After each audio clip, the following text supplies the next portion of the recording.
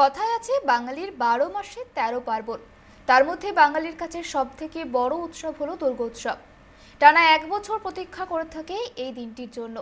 রথযাত্রার দিন উমার আগমনের বার্তা জানান দিতে ঢাকে কাঠি পড়ল আজ। আশ্বিনের শারদ প্রাতে আলোক বেণু বাজতে আর বাকি মাত্র ৯৫ দিন। বিভিন্ন আয়োজনের মাধ্যমে মায়ের পুজোর শুভ উদ্বোধন করল জলপাইগুড়ি মহুরীপাড়া দুর্গাপুজো কমিটি। দুর্গাপুজো মানেই বাঙালির শ্রেষ্ঠ উৎসব। আপামর বাঙালি গোটা বছর অপেক্ষা করে থাকে মায়ের আগমনের জন্য। ৮ থেকে ৮০ দেবী পক্ষের দিনগুলো সকলের কাছেই দেবী দুর্গার আগমন যেন এক অন্য আবেগ। পুজোর আর মাত্র ৯৫ দিন বাকি, তাই পুজোর দিনগুলোর অপেক্ষার প্রহর গুনছে সকলেই। তারপরে তো বাপের বাড়ি আসবেন উমা। গত ২ বছর করোনার দাপটে দুর্গাপুজো অনেকখানি ফিকে হয়ে গিয়েছিল। নম করেই কেটেছে বাঙালির শ্রেষ্ঠ উৎসব। তাই আর কোনো এবার খামতি রাখতে চান না আয়োজনে মহুরীপাড়া সার্বজনীন দুর্গাপুজো সমিতি। তাই আজ থেকেই শুরু হয়ে গেল বাঙালির আরাধ্যার আরাধনা। জলপাইগুড়ি শহরের খ্যাতনামা সামাজিক কাজের সঙ্গে যুক্ত ক্লাবটি হল মহুরীপাড়া সার্বজনীন দুর্গাপুজো সমিতি। এইবার তাদের পুজো ৭১তম। বিশেষ থিম হল নারী শিক্ষা। বাজেট ৭,৫০,০০০ টাকা। শুক্রবার রথযাত্রার বিশেষ দিনে এখানে দুর্গাপুজোর খুঁটি পুজো হয়ে থাকে।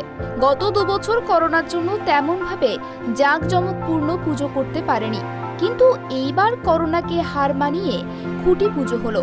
পুরোহিতদের উপস্থিতিতেই সকল সদস্যরা উপস্থিত হয়ে খুঁটি পুজোর সূচনা হয়।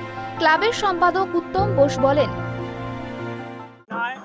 মহুরীপাড়া দুর্গাপূজা সমিতি একটা বিভিন্ন বিষয় নিয়ে পূজা করে থাকে।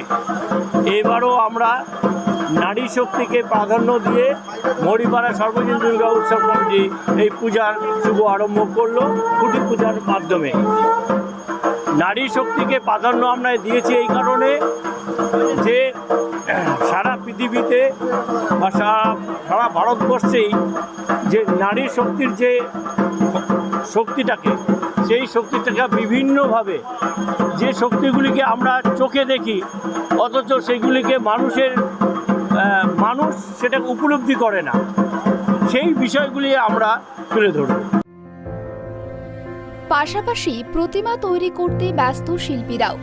করোনার জেরে দুর্গাপুজোর আনন্দে যেমন ভাটা পড়েছিল, তেমনভাবেই দুর্দশার শিকার হয়েছিলেন কুমোরপাড়ার মৃৎশিল্পীরা। তবে চলতি বছর সংক্রমণ এখনো আয়ত্তে রয়েছে। স্বাভাবিকভাবেই কিছুটা আশার আলো দেখছে মৃৎশিল্পীরা। তাদের আশা এবছর দেবী দুর্গার আগমনে তাঁদের দুর্দশা কাটবে।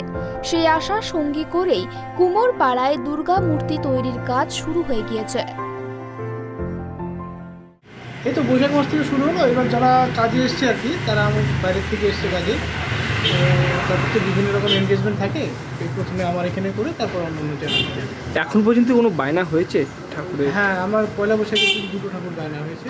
বাড়ির পুজো কি মনে হচ্ছে করোনার থেকে এবছর একটু চাহিদাটা থাকবে? আশার আলো তো একটু দেখতে পাচ্ছি, কারণ করোনা পরিস্থিতিতে 2 বছর তো আমাদের ব্যবসার পরিস্থিতি খুবই খারাপ ছিল। পুজোগুলো সেই আকারে হয়নি।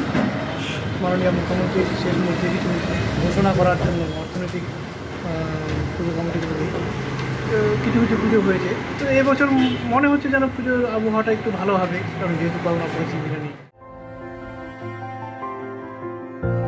বিগত ২ বছর করোনার কারণে মৃৎশিল্পীদের এক প্রকার অনিশ্চয়তার মধ্যে দিয়েই দিন যাপন করতে হয়েছে। আকস্মিকভাবে প্রথম লকডাউন ঘোষণা হওয়ার পর এই মৃৎশিল্পীদের অর্ধনির্মিত দুর্গা মূর্তি তাদের কর্মশালায় পড়ে নষ্ট হয়েছে। সেই দুর্দিন কাটিয়ে অবশেষে মূর্তি তৈরিতে ব্যস্ত হয়ে পড়েছেন মৃৎশিল্পীরা। জলপাইগুড়ি থেকে সুরজিৎ দের রিপোর্ট, ট্রাইব টিভি।